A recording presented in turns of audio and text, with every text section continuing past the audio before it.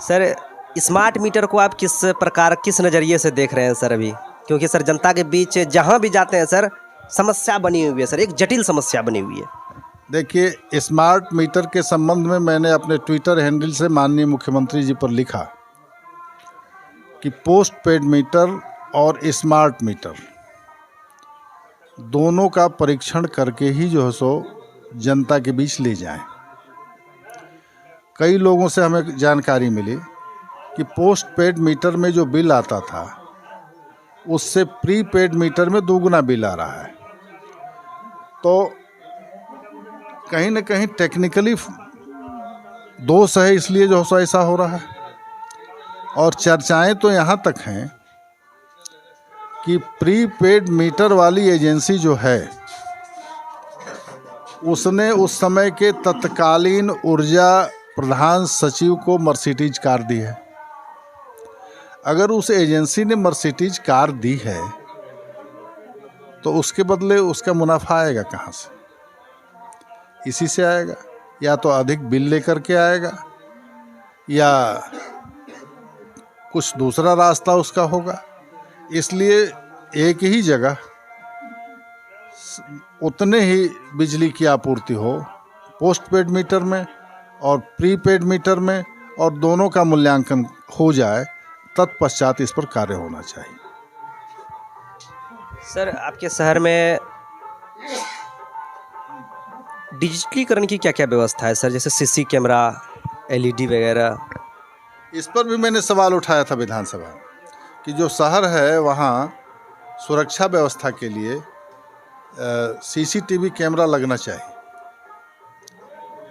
तो इस पर सरकार का कोई सकारात्मक जवाब नहीं। जहाँ तक कि देखा जाए सर, बिहार में, पूरे बिहार में जमालपुर और मुंगेर एक दुर्गा पूजा के लिए अच्छी प्रसिद्धि है। यहाँ पर सर दूर दराज से भी लोग आते हैं घूमने के लिए। उनके लिए सर कम से कम डिजिटली का और सुरक्षा व्यवस्था कम से कम जोरदार होना चाहिए सर। फिलहाल तो वो दिख नहीं रही है।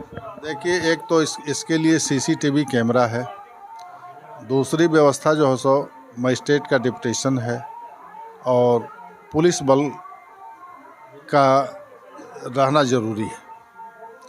इतनी व्यवस्था हो जाए तो दुर्गा पूजा में कहीं कोई दिक्कत नहीं होगी। और दुर्गा पूजा मनाने वाले लोग भी अनुशासित ढंग से पूजा करें और अनुशासित ढंग से मूर्ति का विसर्जन करें, कहीं कोई दिक्कत नहीं। सर, आपके क्षेत्र में जनता से हम बराबर मिलते रहते हैं सर। नल जल की भी समस्या बनी हुई है, कहीं कहीं ऐसे जगह है कि नाली की भी समस्या बनी हुई है, और सड़क भी, ग्रामीण सड़कों की भी व्यवस्था बनी है। ये सब में सर कब कंप्लीट हो जाएगी इतनी? देखिए, सड़कें हर 5 साल के बाद बननी हैं और इसमें सबसे बड़ा झमेला है कि सबका नोडल अधिकारी है जो सो आरसीडी यानी पीडब्ल्यूडी। इसने फरमान जारी कर दिया है कि आप जो टेंडर देंगे वो कितने स्तर तक आप नीचे जा सकते हैं, उसकी कोई सीमा नहीं है। तो मान लीजिए अगर कोई काम 1 रुपये में होना है और कोई आदमी उसे 50 रुपया नीचे जाकर के 50 पैसे में करना चाहता है, तो उसकी गुणवत्ता क्या रहेगी? स्वाभाविक है कि वो गुणवत्ता उसकी जो है सो गड़बड़ हो जाएगी। नहीं, तो ऐसी परिस्थिति में हम समझते हैं कि एक तो इससे गुणवत्ता प्रभावित होती है, दूसरा यह जो फरमान है आरसीडी का, जिसको हाई कोर्ट ने भी मान लिया है कि नहीं ठीक है,